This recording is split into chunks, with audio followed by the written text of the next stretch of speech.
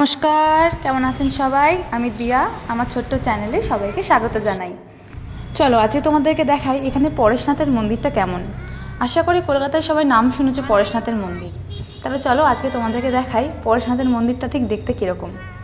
দিদিভাইয়ের বাড়ির পিছন দিকেই পরেশনাথের মন্দিরটা ছিল, বাগমারি থেকে একটু ডিস্টেন্সে। তাই ভাবলাম দিদিভাইয়ের বাড়ি গিয়ে তারপরে ওখান থেকেই পরেশনাথের মন্দির যাব। যেহেতু আমাদের বাড়ি থেকে পরেশনাথ মন্দির অবধি কোনো বাস যায় না বা কোনো গাড়ি যায় না, সেই কারণে প্রথমে অটো নিয়ে দিদিভাইয়ের বাড়ি গেলাম। দিদিভাইয়ের বাড়ি থেকে হাঁটতে হাঁটতে পরেশনাথ মন্দিরে গেলাম।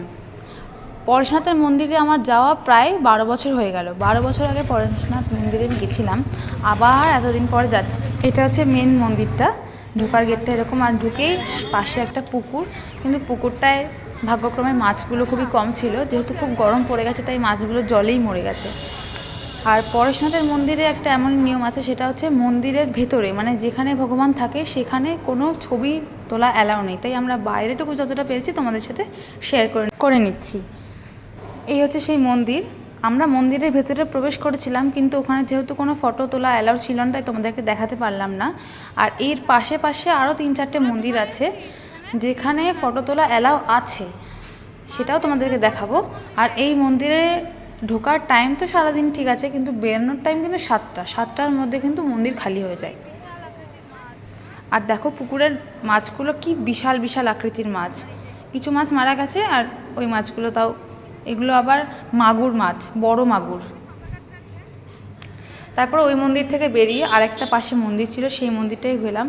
মোটামুটি ওখানে 3 থেকে 4টে মন্দির আছে, তোমরা চাইলে একসাথেই 4টে মন্দির ভিজিট করতে পারো। কিন্তু প্রতিটা মন্দিরেরই নিয়ম 7টার মধ্যে বন্ধ হয়ে যাবে।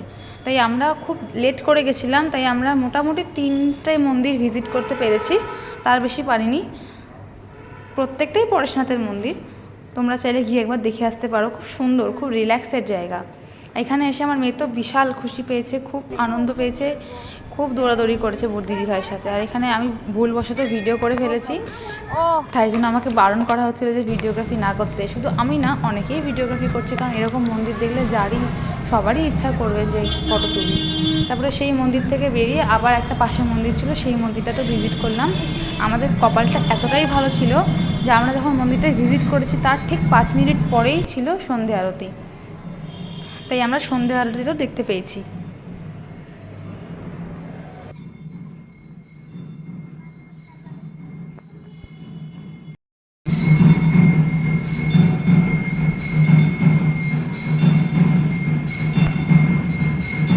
মন্দিরে এখন আরতি চলছে।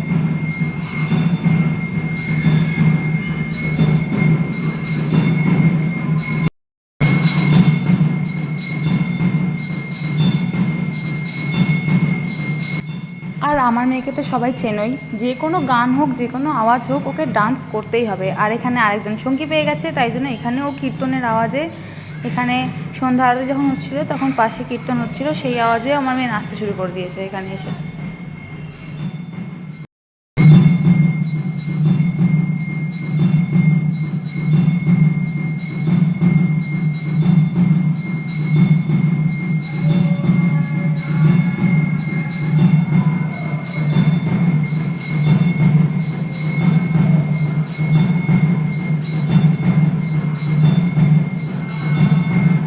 সন্ধ্যা আরতি দেখা শেষ করে এবারে যাব বাড়ি।